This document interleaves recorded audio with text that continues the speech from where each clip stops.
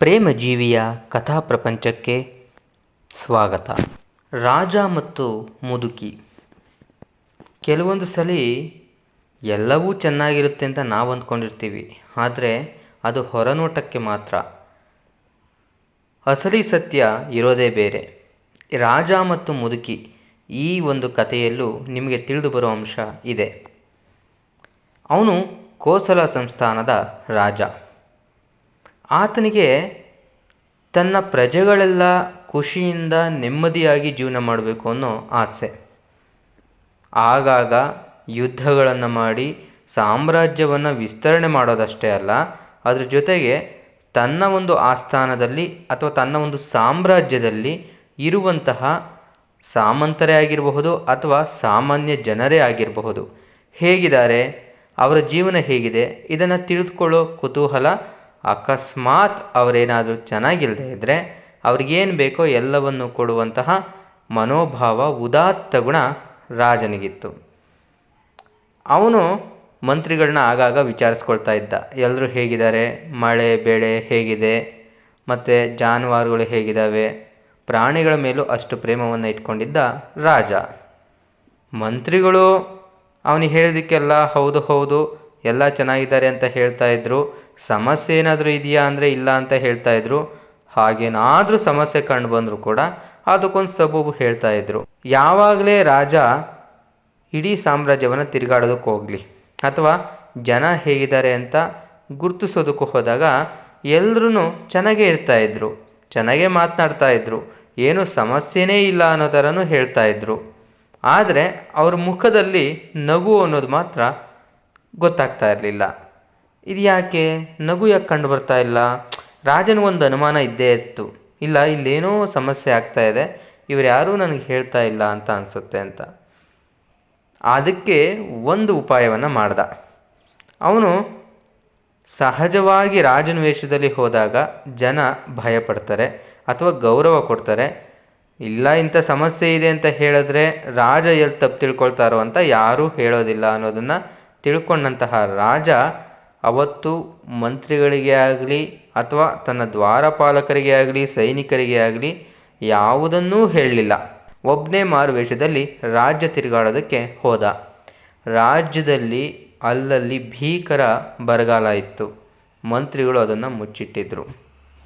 ಅಲ್ಲಲ್ಲಿ ಪ್ರಾಣಿಗಳಿಗೆ ಊಟ ಇಲ್ಲದೆ ಅವು ಸತ್ತು ಬಿದ್ದಿದ್ದೋ ಅದು ಕೂಡ ರಾಜನಿಗೆ ಗೊತ್ತಿರಲಿಲ್ಲ.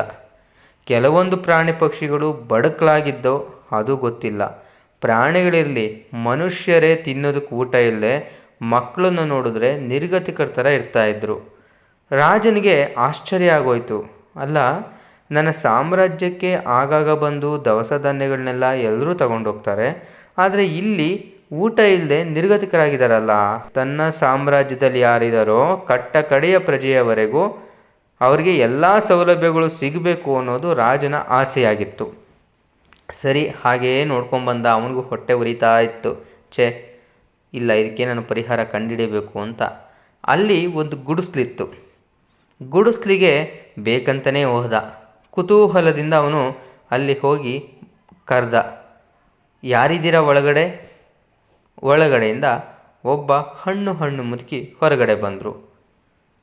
ರಾಜ ಅವ್ರನ್ನ ನೋಡ್ದ. ರಾಜನನ್ನು ಆಕೆ ಕೂಡ ನೋಡಿದ್ರು. ರಾಜನ ಆಕೆ ಗುರುತಿಸ್ಲಿಲ್ಲ. ಕಣ್ಣು ಮಂಜು, ಸ್ವಲ್ಪ ಮಬ್ಬು. ಯಾರು ಕೇಳಿದ್ರು ಅಜ್ಜಿ. ನಾನು ಹೀಗೆ ದಾರಿ ಹೀಗೆ ಹೋಗ್ತಾ ಇದ್ದೆ, ನಿಮ್ಮಲ್ಲಿ ಕುಡಿಯೋಕ್ಕೆ ನೀರೇನಾದರೂ ಸಿಗುತ್ತಾ? ನೀರಾ? ಕೊಡ್ತೀನಿ ಬಾ ಒಳಗಡೆ ಅಂತ ಕರೆದ್ರು. ಇಲ್ಲ ನಾನು ಇಲ್ಲೇ ಇರ್ತೀನಿ ತಂದ್ಕೊಡಿ ಎಂದ ರಾಜ. ಬಂದೆ ಅಂತ ಹೇಳಿ ಒಳಗಡೆ ಹೋದರು ಅಜ್ಜಿ. ಎಷ್ಟೊತ್ತಾದರೂ ಬರಲಿಲ್ಲ. ಅರೆ, ಅಜ್ಜಿ ಯಾಕೆ ಬರಲಿಲ್ಲ? ರಾಜನಿಗೆ ಕುತೂಹಲ ಇನ್ನೂ ಹೆಚ್ಚಾಯಿತು. ಆಗ ಒಂದು 5 ನಿಮಿಷ ಆದಮೇಲೆ ಅಜ್ಜಿ ಒಂದು ಲೋಟದಲ್ಲಿ ನೀರು ತಗೊಬಂದರು. ಅದನ್ನು ನೋಡಿ ರಾಜ, ಅಜ್ಜಿ ನನಗಿಷ್ಟು ನೀರು ಸಾಕಾಗಲ್ಲ, ಒಂದು ತಂಬಿಗೆ ನೀರು ಸಿಗೋದಿಲ್ವಾ ಕೇಳ್ದ. ತಂಬಿಗೆ ನೀರಾ? ಇಲ್ಲಪ್ಪ, ಇಲ್ಲಿ ಕುಡಿಯೋ ನೀರಿಗೂ ತತ್ವಾರ.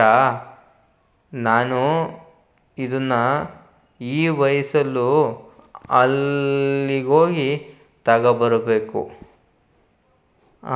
ಯಾಕಜ್ಜಿ, ಇಲ್ಲಿ ಎಲ್ಲೂ ನೀರಿಲ್ಲಪ್ಪ.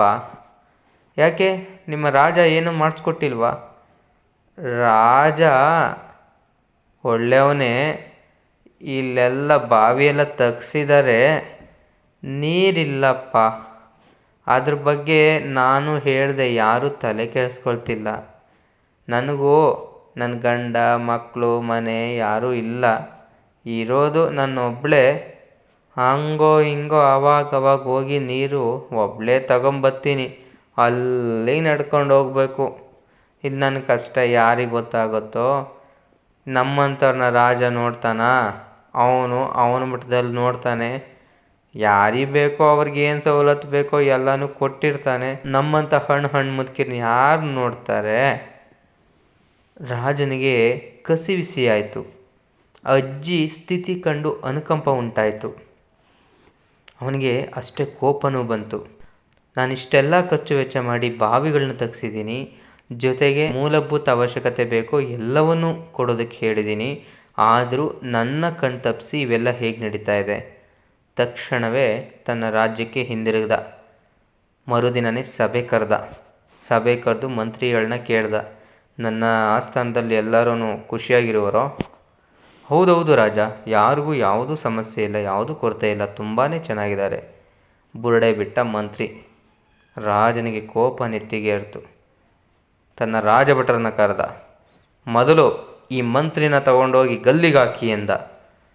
ಎಲ್ಲರೂ ಬೆಬ್ರು ಬಿದ್ದೋದ್ರು. ಏನು ಹೇಳ್ತಿದ್ದಾನೆ ರಾಜ ಅಂತ? ಸುಳ್ಳು ಬೊಗಳ್ತಾ ಇದೆಯಾ? ಹೇಗಿದೆ ಗೊತ್ತಾ ನನ್ನ ರಾಜ್ಯ? ಬಂದು ಬರೀ ಮೇಲ್ಮೇಲೆ ರಾಜ್ಯವನ್ನು ತೋರಿಸ್ಕೊಂಡು ಹೋಗೋದಲ್ಲ, ಪ್ರತಿ ಪ್ರಜೆಗೂ ಒಂದು ಸೌಲಭ್ಯ ಸಿಗಬೇಕು ಅನ್ನೋದು ನನ್ನ ಕನಸು. ನಾನು ಹೇಳಿದ್ದೆ ತಾನೇ, ಎಲ್ಲಿ ಏನೇ ಸಮಸ್ಯೆ ಆದರೂ ನನಗೆ ಹೇಳಬೇಕು ಅಂತ. ಎಲ್ಲೂ ಮಳೆ ಇಲ್ಲ, ಬೆಳೆ ಇಲ್ಲ, ಬರಗಾಲ. ಹಣ್ಣು ಮುದುಕಿ 2-3 ಕಿಲೋಮೀಟ್ರ್ ನಡ್ಕೊಂಡೋಗಿ ನೀರು ತರೋ ಪರಿಸ್ಥಿತಿ ನನ್ನ ರಾಜ್ಯದಲ್ಲಿದೆ ಅಂದರೆ ನಾನು ಯಾಕೆ ಇಷ್ಟೆಲ್ಲ ವೈಭವದ ಜೀವನ ಮಾಡಬೇಕು? ಅವೆಲ್ಲ ಗೊತ್ತಿಲ್ಲ. ನಾಳೆಯಿಂದ ಎಲ್ಲೆಲ್ಲಿ ಬರಗಾಲ ಇದೆಯೋ, ಎಲ್ಲೆಲ್ಲಿ ನೀರಿಲ್ವೋ ಅಥವಾ ಎಲ್ಲೆಲ್ಲಿ ಬೆಳೆ ಇಲ್ವೋ ಎಲ್ಲವೂ ಕೂಡ ಸರಿ ಹೋಗಬೇಕು. ಬೆಳೆ ಇಲ್ಲದವ್ರಿಗೆ ನನ್ನ ಆಸ್ಥಾನದಲ್ಲಿರುವಂಥ ದವಸ ಧಾನ್ಯಗಳೆಲ್ಲ ಸರಿಯಾದ ರೀತಿಯಲ್ಲಿ ಉಪಯೋಗ ಆಗಬೇಕು. ನಾನೇ ಮುಂದೆ ನಿಂತ್ಕೊಂಡಿರ್ತೀನಿ. ಅದೇ ರೀತಿಯಾಗಿ ಬಾವಿಗಳನ್ನ ತೆಗೆಸ್ಬೇಕು. ಬಾವಿಗಳಲ್ಲಿ ಯಾವಾಗಲೂ ಸದಾ ನೀರಿರಬೇಕು. ಅದಕ್ಕೆ ನೀರಿನ ವ್ಯವಸ್ಥೆ ಹೇಗೆ ಮಾಡಬೇಕು, ಮಳೆ ಬರದೇ ಇದ್ದರೆ ನೀರಿನ ವ್ಯವಸ್ಥೆ ಹೇಗೆ ಮಾಡಬೇಕು, ಎಲ್ಲನೂ ನಿಮಗೆ ಬಿಟ್ಟಿದ್ದು.